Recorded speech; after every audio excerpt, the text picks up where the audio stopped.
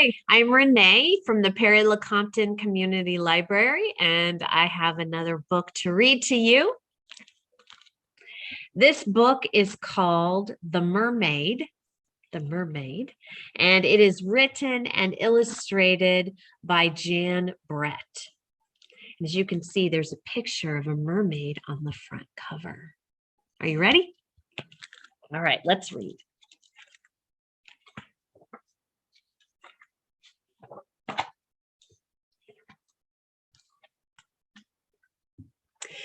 Under the sea, an octopus family got ready for a swim before breakfast. Time to put on your new hat, baby, said Okasan. Baby did not like the floppy new hat. The hat was not happy either. Look at these 3 octopuses.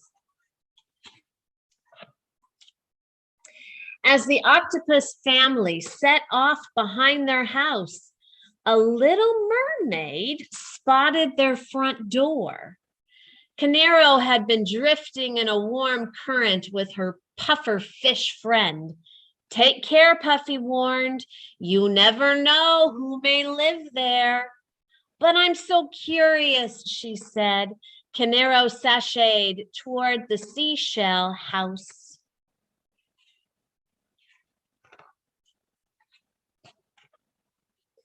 Inside, breakfast had been set out. There was a great big shell, a middle-sized shell, and a little shell. Canero took a bite from the great big shell. Too crunchy, she said. The little mermaid tried the tender bits in the middle-sized shell. Too slimy, she said.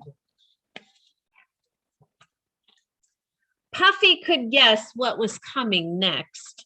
Canero sidled up to the little shell. In a minute, the tempting tidbit had disappeared. Just right, she said. All gone, said Puffy as he wondered whose breakfast it really was. Canero floated around the seashell house and saw 3 chairs. There was a big chair, a middle-sized chair, and a little chair.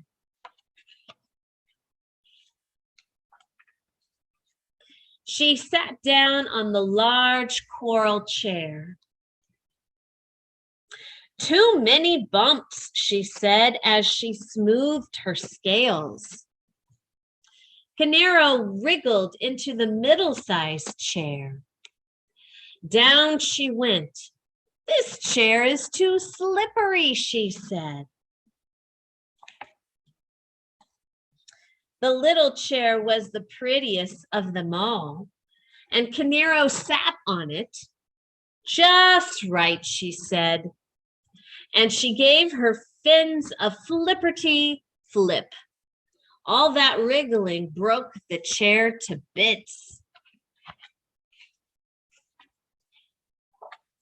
Canero was sorry about the pretty chair, but not for long, because in the next room she spotted 3 beds. She and Puffy had been swimming for hours and were ready for a nap. She swam over and settled in. What sweet dreams we'll have, she told her friend. But someone had been eating in that bed, and there were smashed shells and crab claws all around. This bed is too messy, she sighed. She flopped down on the middle-sized bed. This bed is too squishy, she complained. As Canero patted her tiara, she spied the last small bed. It looked like a cradle in the tide. She set her head down on a pillow star and fell sound asleep. Soon, The octopus family returned over the sandy shoals. Right away, Otto-san saw his breakfast shell overturned. Someone has been crunching on my crustaceans, he said, turning pink. Oka-san huffed. My breakfast has been splashed. She turned pinkish too. Baby looked around for her breakfast, but all she saw was the upside down shell. Someone has been eating my breakfast, and there is nothing left for me, she cried. Ota-san saw that his coral chair looked different. Someone has been sitting on my chair, he announced, now even redder. Oka-san went from pink to red when she saw her chair. Who has been squashing my chair and scattering my teacups, she asked. Baby saw her beautiful chair all in pieces. The hermit crabs were taking it. My chair is going, gone, she cried. Sensing something was amiss, Ota-san squeezed into the bedroom. Someone has been sleeping in my bed. He blasted ocean water and picked up the star-shaped sand. Puffy felt the ripples as Oka-san jetted toward her bed. The soft seaweed she liked to drowse in was tangled and torn. Someone has been sleeping in my bed, she said. Baby octopus peeked inside her tiny bed and saw a beautiful mermaid. Someone has been sleeping in my bed, and here she is. The little mermaid opened her eyes.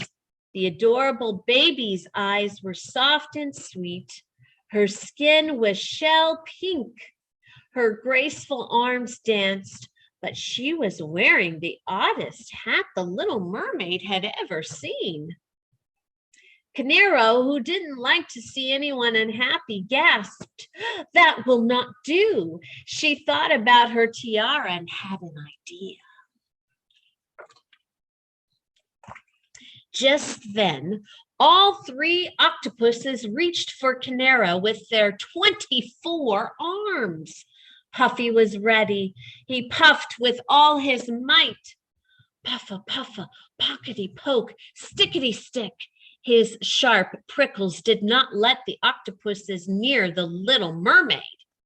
Canero had just enough time to leave her gift before she darted away. Canero, Puffy, and their new friend, Eagle Ray, swam away from the seashell house. They couldn't stop smiling about baby octopus's crowning gift. She looked radiant in her new, beautiful tiara. Look at that, her new tiara. The end. And that was the book called The Mermaid. I hope you enjoyed listening to that book, and there are more adventures to be had at the Perry Lecompton Library. We hope to see you soon. Goodbye.